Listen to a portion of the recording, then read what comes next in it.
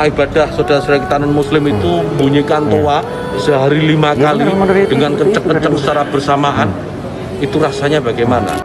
Adzan itu sudah dari dulu kita sholat karena adzan berkumandang, dan kita terkadang adzan berkumandang pun kita leyeh-leyeh, kita hanya tiduran, masih nanti kok, masih ini. Kenapa saat kita masih belum baik dalam hati kita, terus adzan mau dikecilkan, mau ditiadakan, intinya ya mau ditiadakan. Intinya kalau sudah diturunkan volumenya berarti mau ditiadakan.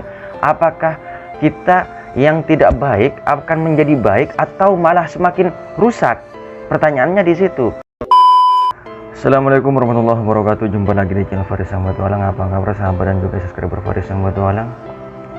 Sahabat, sekarang ada yang lagi viral di sosial media dan viral banget ini tentang dimana bahwa lagi boomingnya tentang toleransi itu. Ini tentang Menteri Agama kita yang mengeluarkan undang-undang terbaru, yaitu harus mengecilkan suara azan yang sudah mungkin bagi umat Islam itu nyeleneh gitu. Karena apa? Kita yang mayoritas di Indonesia itu 75% lah. Indonesia itu kan muslim ya. Tetapi kenapa harus yang namanya suara adzan itu harus dikecilkan? Dan masalahnya saat-saat menjelang bulan puasa itu dari dulu memang seperti itu. Jika sudah mendekati ibadah orang muslim, maka ada aja yang harus dilarang, ini harus dilarang, itu harus dilarang. Kita nggak menyalahkan siapapun di sini, cuman konteksnya adalah kenapa harus pas di ibadahnya orang muslim gitu aja. Dan kedua, suara adzan itu bukan 1 atau 2 hari sudah menggema di seluruh dunia ya. Dan suara adzan itu sudah dari dulu di Indonesia, bahkan dari pertama Indonesia masuk agama Islam, dan suara adzan itu juga pastinya di situ sudah terkumandang. Dan pada sila yang pertama memang ketuhanan yang Maha Esa di Pancasila kita, dan Bhinneka Tunggal Ika kita pegang teguh di sini gitu, bahwa perbedaan itu adalah kunci dalam sebuah perdamaian. Berbeda-beda tetap satu gitu. Ya teman-teman, di sini saya hanya menanggapi aja bagaimana respon para artis, para rakyat kecil, ataupun para konten kreator, ataupun para siapapun itu yang mendengar berita ini. Mungkin sedikit heran gitu kan. Saya pun di sini juga heran, karena tidak menutup kemungkinan ini mengundang yang namanya respon yang tidak baik bagi masyarakat. Karena masyarakat di Indonesia itu semuanya mayoritas muslim, yang pertama. Kedua, memang kita tidak menutup kemungkinan bahwa yang di agama di Indonesia itu yang bukan hanya Islam yang diakui, dan kita mengakuinya. Makanya kita hidup berdamai dengan agama lain, begitu teman-teman. Jadi di video ini kita akan menanggapi ataupun mereview lagi apa sih tanggapan mereka tentang Bapak Menteri yang mengeluarkan undang terbaru terkait yang namanya azan yang harus mengecilkan volume atau toa di masjid, begitu kira-kira. Peraturan ini itu sedikit mengundang respon yang tidak baik, karena pernyataan Bapak Menteri itu yang saya lihat gitu, yang saya dengar juga, bahwa tidak mau menerka-nerka di sini yang menjurus kemana, tidak, tapi yang saya lihat memang di situ bahwa Bapak Menteri itu mengeluarkan statement bahwa suara adzan diibaratkan suara itu dogi lah istilahnya ya, suara itu. Jadi kata Bapak Menteri itu, jika suatu kompleks di situ banyak anjing bergonggong dan apa yang dirasakan yang satu rumah itu yang tak memelihara anjing, pastinya kebisingan kan. Nah, dan di sini konteksnya masalahnya suara adzan, dan suara adzan itu bukan suara anjing loh, ya kan? Bukan suara anjing. Ibaratnya seperti itu teman-teman. Yuk kita masuk ke video ini. Ini dia videonya aja teman-teman, yuk. Rumah ibadah saudara-saudara kita non muslim itu bunyikan toa sehari 5 kali dengan kenceng-kenceng secara bersamaan. Itu rasanya bagaimana? Yang paling sederhana lagi, tetangga kita ini kalau kita hidup dalam satu komplek itu misalnya kiri kanan depan belakang pelihara anjing semua. Misalnya menggonggong dalam waktu yang bersamaan, kita ini terganggu nggak? Artinya apa, Bas? Suara-suara ya, suara-suara ini, apapun suara itu ya, ini harus. Ya, kita putar lagi ya teman-teman, yuk. Rumah ibadah saudara-saudara kita non muslim itu bunyikan toa sehari 5 kali dengan kenceng-kenceng secara bersamaan. Itu rasanya bagaimana? Yang paling sederhana lagi, tetangga kita ini kalau kita hidup dalam satu komplek itu misalnya kiri kanan depan belakang pelihara anjing semua. Misalnya menggonggong dalam waktu yang bersamaan, kita ini terganggu nggak? Artinya apa, Bas? Suara-suara ya, suara-suara ini, apapun suara itu ya, ini harus. Ya, tentang video Bapak Khalil Kumas ya tentang suara adzan ini, menurut saya ya apa ya, menurut saya pribadi, untuk Bapak ya kenapa harus pas di saat mau ibadahnya orang muslim itu. Sekarang kan 1 bulan lagi kita akan menghadapi yang namanya bulan puasa, dan di situ kita akan apa ya, menata hati kita lagi untuk lebih baik lagi ke depannya. Karena bulan puasa itu 1 kali dalam 1 tahun, itu pun terkadang memang masih banyak dari diantara kita yang kurang baik, yang memang nggak berpuasa. Cuman di sini kenapa masalahnya harus adzan pun yang dipermasalahkan? Adzan pun yang dipermasalahkan. Adzan itu sudah dari dulu kita sholat karena adzan berkumandang, dan kita terkadang adzan berkumandang pun kita leyeh-leyeh, kita hanya tiduran, masih nanti kok, masih ini. Kenapa saat kita masih belum baik dalam hati kita, terus adzan mau dikecilkan, mau ditiadakan, intinya ya mau ditiadakan. Intinya kalau sudah diturunkan volumenya berarti mau ditiadakan. Apakah kita yang tidak baik akan menjadi baik atau malah semakin rusak? Pertanyaannya di situ. Kalau saya menanggapi masalah ini, mungkin akan semakin rusak. Karena apa? Adzan sudah ada pun mereka sering mengabaikan suara adzan tersebut, panggilan yang maha kuasa. Apalagi adzan yang dikecilkan volumenya, maka apalah negeri kita. Yuk kita melihat tanggapan para netizen ya, para artis ataupun siapapun yang di sini. Yuk, ini ada tanggapan dari artis Angga Putra ya, kita lihat yuk. Assalamualaikum warahmatullahi wabarakatuh semuanya. Di sini gue pengen speak up tentang masalah yang lagi viral, yang menyinggung lantunan azan yang dibanding-bandingkan dengan gonggongan anjing. Jujur saya sebagai umat muslim, saya merasa tersinggung dan saya perlu speak up soal ini. Pertama, jangan pernah membanding-bandingkan lantunan azan dengan gonggongan azan. Yang kedua, ya benar, Bapak bilang 100 sampai 200 meter di Indonesia ini ada musola dan masjid. Itu udah pasti, Pak. Mau tahu Bapak jawabannya apa? Karena Indonesia ini mayoritas Islam, Pak. Ya benar. Terus bagaimana caranya ketika azan dikumandangkan tidak secara bersamaan, Pak? Sedangkan waktu azan itu sudah ditentukan, Pak. Benar.